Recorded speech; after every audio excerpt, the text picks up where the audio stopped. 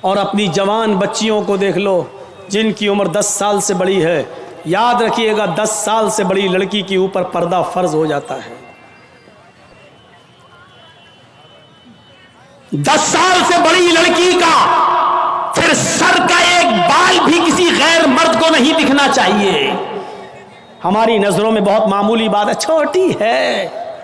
اللہ کے رسول نے فرمایا تھا جب تمہارا بیٹا 7 سال کا ہو تو اس کو نماز کا حکم دو، اور 10 سال کا ہو تو نماز کے لیے زبردستی کرو، نہ پڑھے تو اس کو مارو پیٹو. 10 سال کے بعد قرآن و حدیث کے سارے احکام نافذ ہو جاتے ہیں. آج کل 10-11 سال کی لڑکیاں بالغ ہو رہی ہیں. ٹی ویوں پر سیریل ایسے آ رہے ہیں، موبائلوں میں ایسی ایسی واہیات چیزیں یوٹیوب وغیرہ پر فیس بک پر آ رہی ہیں کہ ان کو دیکھ کر ہماری لڑکیاں جو کبھی 16-17 سال میں بالغ ہوتی تھیں آج 11-12 سال کی عمر میں بالغ ہونے لگی ہیں. اور یعنیت پھیل چکی ہے، شرم و حیا طاق پر رکھی جا چکی ہے. ورنہ تصور کیجئے ایک کپڑا جو جسم سے چپکا ہو، آپ کے پیروں سے چپکا ہوا ہو، اور وہ کپڑا آپ کے گھٹنے اور ران سے ہوتے ہوئے آپ کی کمر تک آئے، جس کو آپ لیگی کہیں، اور اس کے اوپر ایک کرتی پہن لی جائے اور اس طریقے سے مارکیٹ میں بازار میں شاپنگ کی جائے، ایسی عورت کو آپ کی نظر میں فیشن پرست کہا جا سکتا ہے، لیکن محمد الرسول اللہ کی نظر میں یہ لڑکی، یہ عورت ننگی ہے، ننگی ہے، ننگی ہے. یہ کپڑے اے بھیا جس کو جانا ہو جلدی جاؤ یہاں سے، اور جس کو اٹھنا ہو بھی اٹھ جاؤ. ڈرامہ کر کے رکھ لیا ہے. اور بھی ابھی جس کو جانا ہو چلے جاؤ، ابھی بعد میں نہیں اٹھنے دوں گا، چاہے پیشاب یہی نکل جائے. جائیے ابھی نکل جائیے جس کو جانا ہو. عاریات ہماری نظروں میں فیشن پرست ہیں، لیکن اللہ کے رسول نے ایسی عورتوں کو کیا کہا؟ ننگی. میں نے نہیں کہا. پوچھو ان علماء سے عاریات کا مطلب کیا ہوتا ہے. کاسیات کپڑے پہنیں گی، عاریات لیکن ننگی ہوں گی. ایسی عورتوں کے بارے میں کہا ہے ننگی ہوں گی. یہ ہاف آستینوں کے کپڑے یہاں چل رہی ہے، یہ کھلا ہوا ہے. ساڑیاں چل رہی تو ایسی کہ یہاں تک کا بلاؤز پہنے ہوئے ہیں، یہ کھلا ہے، پیٹ کھلا ہوا ہے.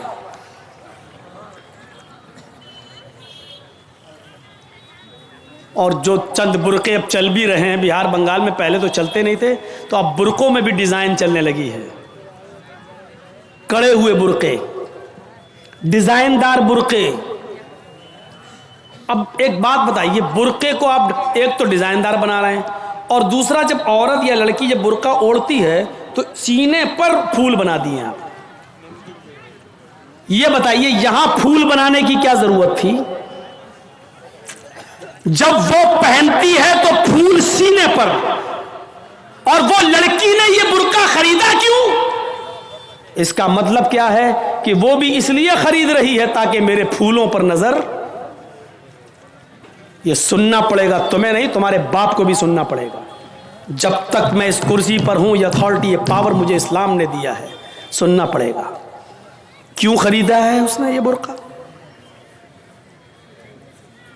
یو پی سائڈ میں آ جاؤ، لکھنؤ کے برقعے دیکھ لو، بمبئی کے دیکھ لو، حیدرآبادی برقعے دیکھ لو. قسم خدا کی اب برقعے نہیں رہ گئے. اب 60 سال کی بڈھی بھی اوڑھ لے تو ایسا لگتا ہے جیسے وہ 18 سال کی لڑکی جا رہی ہے. یہ برقعے ایک بار سچا واقعہ ہے. 60 65 70 سال کی بڑھیا ایسا ہی برقع اوڑھ کے چہرہ چھپا کے جا رہی تھی دھیرے دھیرے. بھائی بڈھی تھی، وہ دھیرے دھیرے چل رہی تھی، تو ایک لڑکا اس کا پیچھا کرنے لگا. 20-22 سال کا لڑکا اس بڈھی کا پیچھا کرنے لگا، کیونکہ جو سوچنے لگا برقع اتنا خوبصورت ہے تو برقعے کے اندر کتنا خوبصورت مال ہوگا، برقعے والی کیسی ہوگی. اس کا پیچھا کرنے لگا. بڑھیا دھیرے دھیرے چل رہی، لڑکا سمجھ رہا مجھے لفٹ دے رہی. میری وجہ سے دھیرے دھیرے چل رہی، جبکہ وہ اپنی کمزوری کی وجہ سے دھیرے دھیرے چل رہی۔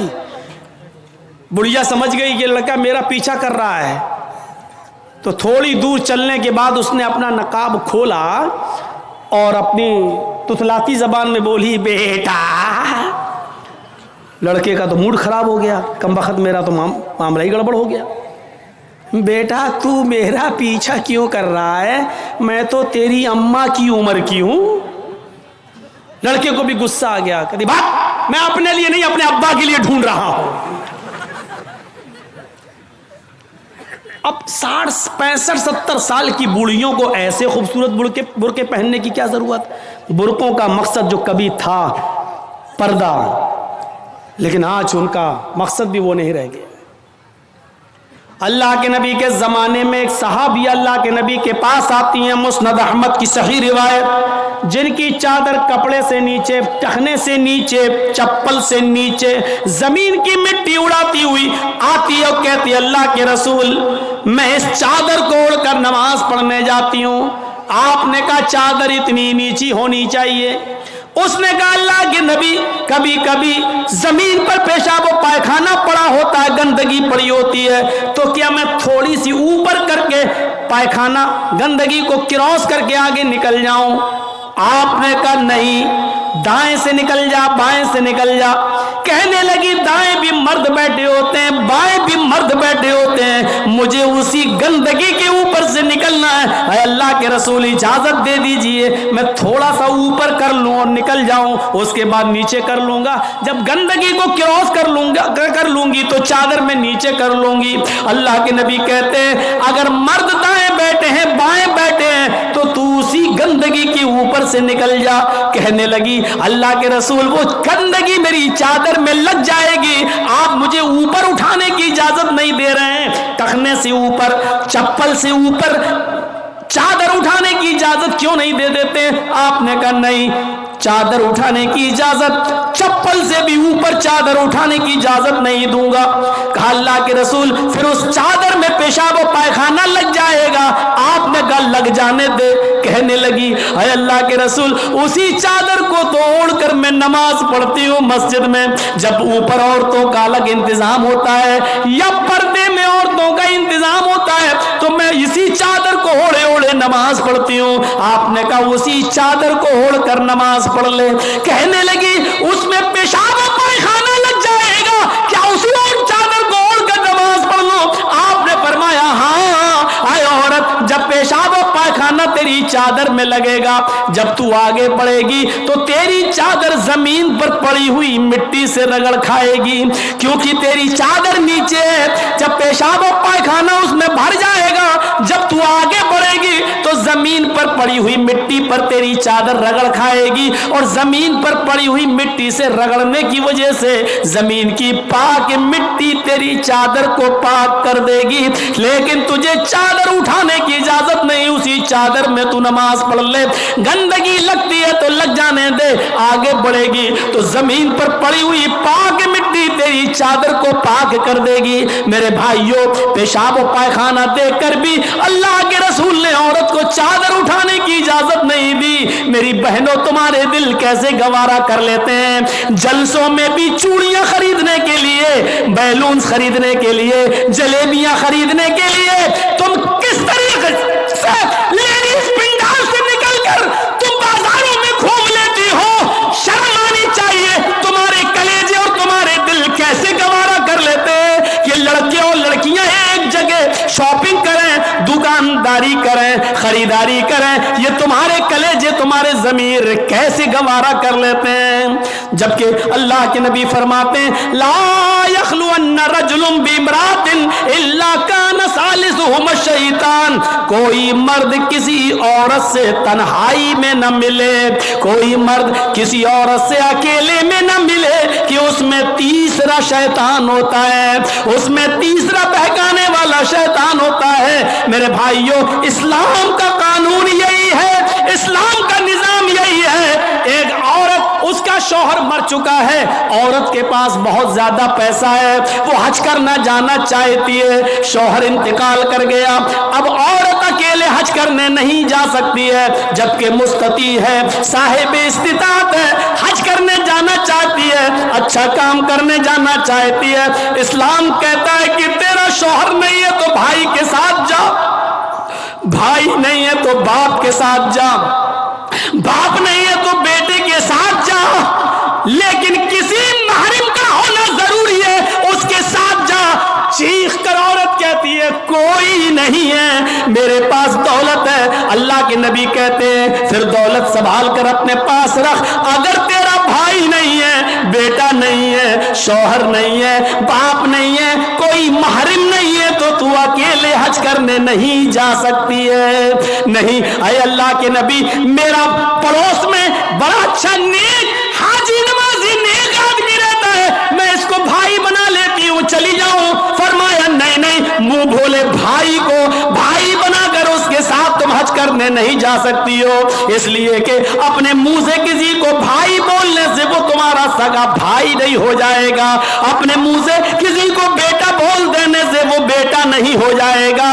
तुम किसी को बेटा बोल दो, भाई बोल दो, जो चाहो बोल दो, लेकिन इस्लाम ये कहता है कि उसके साथ भी औरत को इजाजत नहीं है कि वो हज करने जाए। अगर कोई नहीं है तो मत जाओ, लेकिन इस्लाम इस बात की इजाजत नहीं देता है कि तुम अकेले जाओ या किसी को बहन, किसी को भाई या बेटा बनाकर जाओ, इस बात की इजाजत नहीं देता। इस्लाम एक इबादत में, हज जैसी इबादत में भी औरत को किसी गैर मर्द को मुंह बोले भाई और मुंह बोले बेटे के साथ भी जाने की इजाजत नहीं देता। तो मेरे भाइयों, जब खाने काबा में जाने की इजाजत नहीं देता है, सफा मरवा की सही की इजाजत नहीं देता है, इतनी खूबसूरत इबादत की इजाजत नहीं देता है, तो बाजारों में अकेले घूमकर शॉपिंग करने की इजाजत कैसे देगा? फिर बाजार के अंदर औरत को अकेले जाने की इजाजत कैसे देगा? इतनी खूबसूरत इबादत करने की इजाजत नहीं देता है, इतनी खूबसूरत इबादत करने की इजाजत नहीं देता है, तो मेरे भाइयों फिर औरत को बाजारों में घूमने की इजाजत कैसे देगा? फिर बाजार में घूमने और बाजार में सैर व तफरीह की इजाजत कैसे देगा? हमारी माँ बहनों को इस बात को सोचना चाहिए, गौर करना चाहिए, संजीदगी से इसको लेना चाहिए। एक जमाना था, हजरत फातिमा कह रही हैं, आए अली, मैं इतनी बीमार हूँ, इतनी बीमार हूँ, लगता नहीं कि इस बीमारी में मैं बच पाऊंगी। आए अली, अगर मुझे कुछ हो जाए, अगर मेरा इंतकाल हो जाए, आए अली, तो मुझे दिन के उजाले में दफनाने मत ले जाना, रात की तारीकी में ईशा की नमाज के बाद मुझे कब्रिस्तान में दफन करना। हजरत अली ने कहा, ऐ फातिमा, ऐसा क्यों कह रही हो? अगर तुम्हारा इंतकाल सुबह फजर के बाद हो तो क्या ईशा तक हम तुम्हारे जनाजे को रखेंगे, मिट्टी को रखेंगे? तुम्हारे बाप का, तुम्हारे अब्बू का फरमान है कि मैयत को जल्दी कब्रिस्तान ले जाओ, फिर मैं लेट कैसे करूं? फरमाती हैं, आए अली, आए मेरे प्यारे शौहर, मुझे रात में ही ले जाना, मेरी बात को गिरा बांधो, मेरी बात को मजबूती से पकड़ लो, मेरी वसीयत को याद रखना, चाहे मेरा इंतकाल कभी भी हो, लेकिन मुझे ईशा के बाद दफनाना, मुझे दिन के उजाले में कब्रिस्तान न ले जाना। आए अली, मैं नहीं चाहती हूँ कि मेरे मुर्दा जिस्म पर पड़े हुए कफन पर भी किसी गैर मर्द की नजर पड़े, मैं अपने कफन पर भी किसी गैर मर्द की नजर नहीं पड़ने देना चाहती हूँ। आए अली, मुझे रात में ले जाना, दिन के उजाले में नहीं, मैं नहीं चाहती कि मेरे कफन पर भी किसी गैर मर्द की नजर पड़े। मेरे भाइयों, इंतकाल के बाद निकाह जायज नहीं है, इंतकाल के बाद शादी नहीं होती है, लेकिन इंतकाल के बाद भी अपने जिस्म को तो छोड़ो, अपने कफन को भी किसी गैर मर्द को देखने की इजाजत नहीं दे रही है। ये था हजरत फातिमा का पर्दा।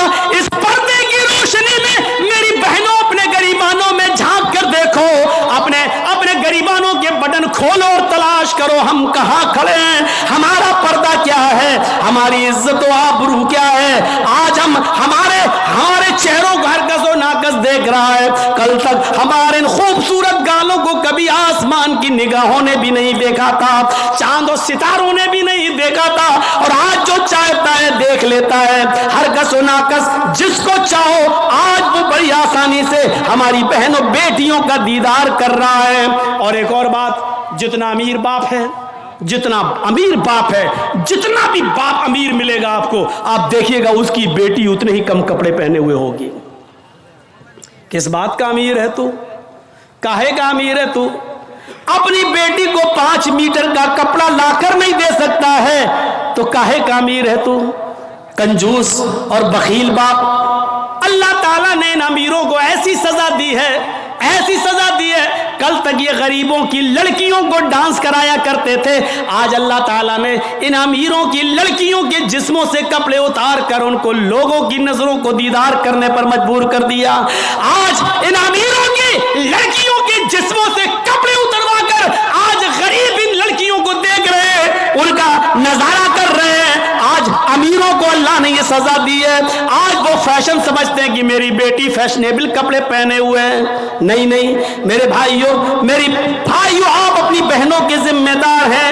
اللہ کے نبی نے فرمایا کہ جس لڑکی کا باپ جس کی بیٹی بے پردہ گھومے وہ باپ دیوس ہے، جس کی بہن بے پردہ گھومے وہ بھائی دیوس ہے، جس کی بیٹی بے پردہ گھومے وہ باپ دیوس ہے، جس کی بیوی بے پردہ گھومے وہ شوہر دیوس ہے. غور کرو کتنی صاف لفظوں میں، کتنے صاف لفظوں میں اللہ کے نبی نے فرمایا جس کی بہن بے پردہ گھومے وہ بھائی دیوس، جس کی بیٹی بے پردہ گھومے وہ باپ دیوس، جس کی بیٹی بے پردہ گھومے وہ باپ دیوس، جس کی بیوی بے پردہ گھومے وہ شوہر دیوس. اب دیوس کا معنی اگر ہم سمجھ جائیں تو سارا معاملہ حل ہو جائے. دیوس کا یہ تو عربی لفظ ہے نا، اس کا اردو میں ترجمہ ہوتا ہے، سننے کی طاقت ہے؟ سنیں گے. دیوس کا مطلب ہوتا ہے بھڑوا. اور بھڑوا کس کو کہتے ہیں بتانے کی ضرورت نہیں، جانتے ہوں گے. بھڑوا کہتے ہیں اس کو جس نے اپنی بہن، بیٹی یا بیوی یا ماں کو غلط کام کرنے کے لیے کسی اڈے پر بٹھا دیا ہو، چکلے پر بٹھا دیا ہو اور ان سے غلط کام کرواتا ہو اور ان کی کمائی کھاتا ہو. عربی زبان میں اس کو دیوس کہتے ہیں اور اردو میں اس کو بھڑوا کہتے ہیں. کتنا سخت جملہ استعمال کیا اللہ کے رسول نے. مولانا جرجیز کو آپ کہہ رہے ہوں گے یہ کیا ہو گیا اس کو. اللہ کے نبی نے کہا جس کی ماں بے پردہ گھومے اور بیٹا اپنی ماں کی بے پردگی پر کچھ نہ بولتا ہو وہ بیٹا بھڑوا. جس کی بیوی بے پردہ گھومے اور شوہر اپنی بیوی کی بے پردگی پر کچھ نہ بولے وہ شوہر بھڑوا. جس کی بہن بے پردہ گھومے اور وہ بھائی اپنی بہن کی بے پردگی پر خاموش رہے وہ بھائی بھڑوا. اور جس کی بیٹی بے پردہ گھومے اور باپ اپنی بیٹی کی بے پردگی پر خاموش رہے وہ باپ بھڑوا. دیوس کہہ دو مولانا چلے گا، بھڑوا مت کہو، اچھا نہیں لگ رہا ہے. ہم کب کہہ رہے ہیں کہ اچھا لگ رہا ہے؟ ہم کو اچھا لگانا کب ہے؟ جب اچھا ہی لگنے لگے تو فائدہ کیا ہے؟ انجیکشن ایسے لگاؤ درد نہ ہو. باسا ایسا ہو سکتا ہے کہ انجیکشن لگے اور درد نہ ہو؟ انجیکشن بھی لگوانا چاہتے ہو اور درد بھی نہیں چاہتے ہو، تب تو ہومیوپیتھک دوا لے لو، میٹھی گولیاں کھا لو جو مرنے کے بعد فائدہ کرتی ہے.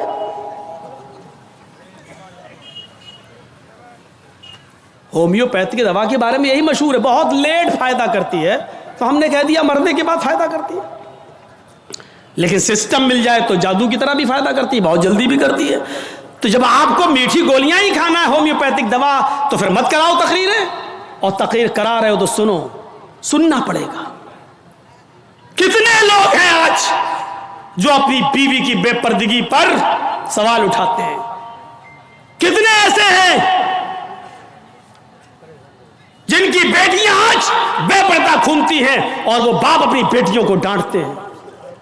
اگر ماں باپ اپنی بیٹیوں کو صحیح سے ذمہ داری نبھانے لگیں تو آج ایک بھی لڑکی کے پاس اینڈرائڈ موبائل نہ ہو.